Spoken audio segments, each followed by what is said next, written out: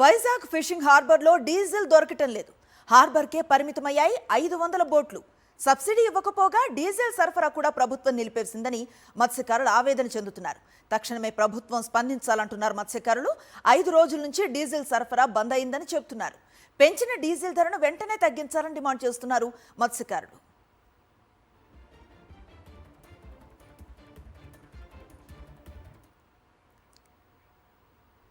Complete details అందిస్తారు మా correspondent Anil చెప్పండి, జనరల్గా ఈ బోట్లు ఎలా వెళుతూ ఉంటాయి? డీజిల్ కొరత కారణంగా దాదాపు 500 బోట్లు ఆగిపోయాయని చెప్తున్నారు కదా, ఏంటి డీటెయిల్స్?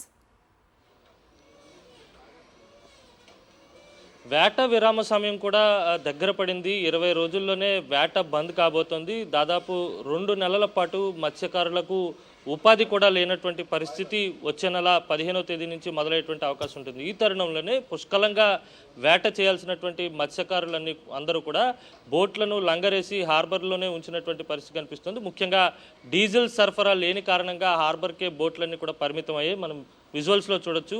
ఇది ఫిషరీస్కి సంబంధించినటువంటి కోఆపరేటివ్ బంక్.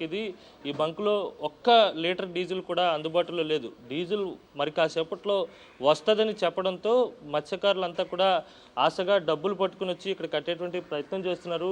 ఏ క్షణమైనా డీజిల్ సరఫరా అయితే బోటుకి లంగరు తీసి వేటకు వెళ్ళేటువంటి అవకాశం ఉంటుంది. కానీ పూర్తిగా డీజిల్ లేని కారణంగా మత్స్యకారులు అనేక ఇబ్బందులు పడుతున్నటువంటి సందర్భం కనిపిస్తుంది. మనతో పాటు బోటు ఓనర్స్ ఉన్నారు, మాట్లాడదాం. సార్, ఎన్ని రోజుల నుంచి మీకు డీజిల్ సరఫరా ఆగిపోయింది? వాస్తవంగా ఉన్నటువంటి ఇబ్బందులు ఏంటి? సుమారుగా 5 రోజుల నుంచి డీజిల్ సరఫరా ఆగిపోయింది. ఈ మన ఇది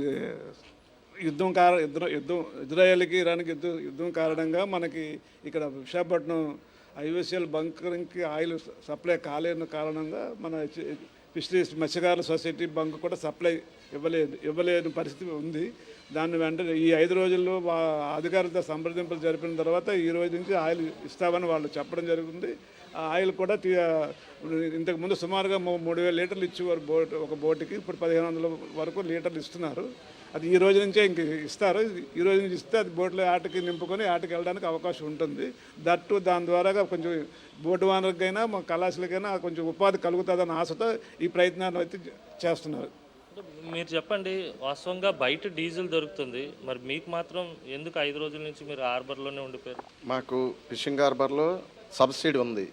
సబ్సిడీలో మాకు 9 రూపాయలు వస్తుందని ఆరిపోయిన తర్వాత మేము ఇక్కడే వేసుకోవాలి ఆయిల్. రెండోది బయట నుండి కూడా తేడానికి మేము ఇష్టపడట్లేదు. ఎందుకంటే ఇక్కడ మనకి ఇప్పుడు సబ్సిడీ 9 రూపాయలు అంటే 97 రూపాయలు ఉంది. మాకు 9 రూపాయలు తెస్తే 87 రూపాయలకు వస్తుంది. 87 రూపాయలు 9 రూపాయలు లాస్ చేసుకుని ఇప్పుడు పరిస్థితులు బాగలేక బోట్లు తిప్పలేని పరిస్థితుల్లో కొన్ని బోట్లు కట్టేశారు. కొన్ని బోట్లు వెళ్దామన్న వేటకి దాన్ని బట్టి ఇప్పుడు రాలేదు. 24 రూపాయలు పెంచి ఆ 24 రూపాయలు ఎక్స్ట్రా కూడా కట్టి మీరు ఆయిల్ తీసుకెళ్ళండి అని చెప్పబట్టి మేము వేసుకునే పరిస్థితిలో ఉన్నాం. ఇప్పుడు తక్షణమే ఆ 24 రూపాయలు కూడా ఒక బంకు ఈరోజు ఇవ్వడానికి ముందుకొచ్చి మా ప్రెసిడెంట్ గారు, జేడీ గారు, కమిషనర్ గారు ట్రై చేసి దాన్ని ఒక బంకుకి ఇవ్వడానికి పాత రేట్లకు ఇవ్వడానికి చేశారు. అలాగే హెచ్పిసిఎల్ కూడా మాకు ఇవ్వాలని, పాత రేట్లకు ఇవ్వాలని మేము కోరుకుంటున్నాం. అది ఇస్తే కొద్దిగా మాకు ఉపాధి ఆటకెళ్ళడానికి ఉపాధి కలుగుతుంది. కళాశాలలు కానీ బోటు వానర్లు కానీ లాస్ అయినా లాభమైనా వీటి మీద బతుకుతున్నాం, వీటి మీద చచ్చుతున్నాం. దాన్ని బట్టి మేము దీనిలోనే ఉండాలి. అప్పైనా ఏదైనా సరే మాకు పాత రేట్లకే 97 రూపాయలది సబ్సిడీ తీసి ఇచ్చి ఇవ్వాలని, హెచ్పిసిఎల్ నుండి కూడా ఇవ్వాలని మేము కోరుకుంటున్నాం. వాస్తవంగా ఇతర రాష్ట్రాల్లో పెంచిన ధరను రాష్ట్ర ప్రభుత్వాలే భరిస్తున్నటువంటి సందర్భం కనిపిస్తుంది. గుజరాత్లో కానీ లేకపోతే ఇతరత్ర రాష్ట్రాల్లో కానీ. ఇక్కడ మాత్రం అది అమలు కావడం లేదు. ఎక్స్ట్రా డబ్బులు మీరు కట్టాలని చెప్పేటువంటి ప్రయత్నం జరుగుతుంది. మత్స్యకారులుగా మీకు ఉన్నటువంటి ఆ నిర్ణయం వల్ల మీకు కలిగేటువంటి ఇబ్బంది ఏంటి? మీరేమంటారు? ఇబ్బందేనండి. 24 రూపాయలు అంటే చాలా ఎక్కువగా. అంటే మాకు 1 రూపాయి పెరిగిందంటే మా మీద చాలా భారం పడిపోద్ది. 4000 5000 లీటర్లు వేస్తాం, అందులో ఇచ్చేది 3000 లీటర్లకి సబ్సిడీ ఇస్తుంటారు. దానిలో ఎక్స్ట్రా రేట్ ఇచ్చి కొనుక్కోవడం అన్నీ జరుగుతుంది. అలాంటిది 1 రూపాయి పడితే మాకు 4-5 వేల రూపాయల భారం. 24,000 రూపాయలు అంటే 3000 లీటర్లకి మాకు 72,000 రూపాయలు భారం పడిపోతుంది ఒక ఏటకి. దాని మీద మాకు చాలా ఇబ్బందులు. ఇప్పటికే తిప్పలేని పరిస్థితుల్లో ఉన్నాం. తిప్పలేని పరిస్థితులు ఉండి 72,000 రూపాయలు ఒక నెలలో మాకు మేము భారం పడ్డదంటే ఇంకా బోట్లు తిప్పుకోలేము. ఇంకా ఈ పెంచిన రేటు స్టేట్ గవర్నమెంటే కొన్ని భరించాలి, కొన్ని స్టేట్లు ఇస్తున్నారు. పెరిగిన రేట్లు కొన్ని స్టేట్ గవర్నమెంట్ మేము భరించుకుంటామని దాన్ని పెట్టిస్తాను. అలాగే మన ఆంధ్రప్రదేశ్ నుండి కూడా ఇవ్వమని మేము కోరుకుంటున్నాము.